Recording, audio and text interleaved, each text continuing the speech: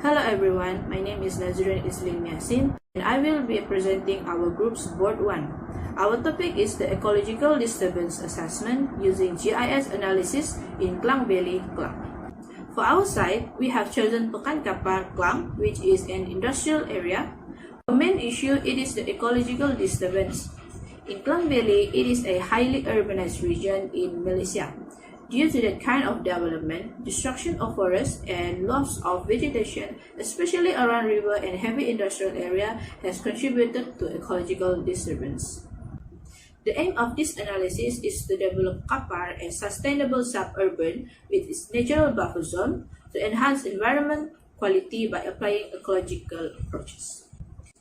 As for the objective, it is to identify area with less vegetation using multiple analysis tools to create multiple buffering and to identify suitable location for tree planting to increase the numbers of vegetation.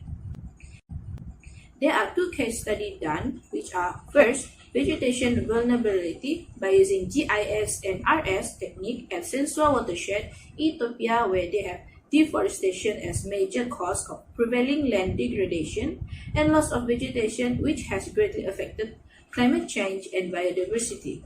In this case study, they use data source of DEM, topographic information, vegetation data, slope gradient, proximity to road, proximity to settlement, and land use management.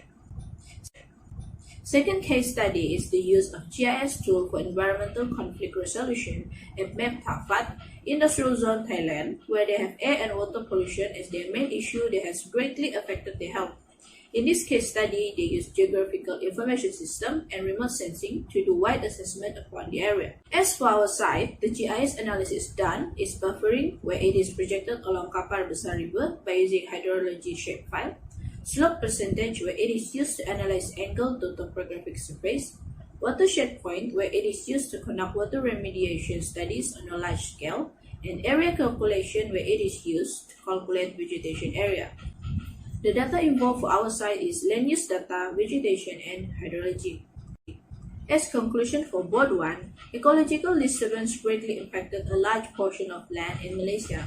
Through GIS, we are able to identify the exact location, sensitivity of the site, and are able to come up with a solution for its problem. Assalamualaikum and hello everyone. My name is IZLYN. I would like to explain about Board 2.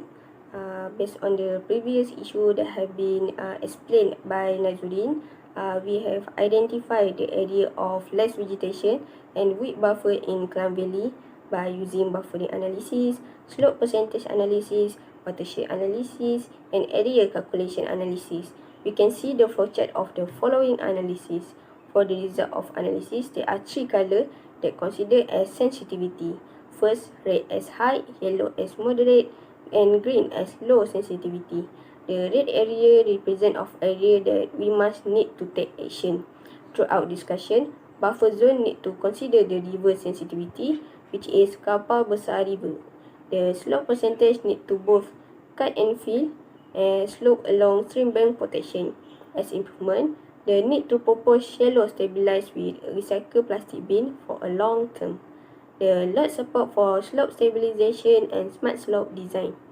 Watershed management need to develop management of water resources to ensure water allocate to activity with highest economic and social values.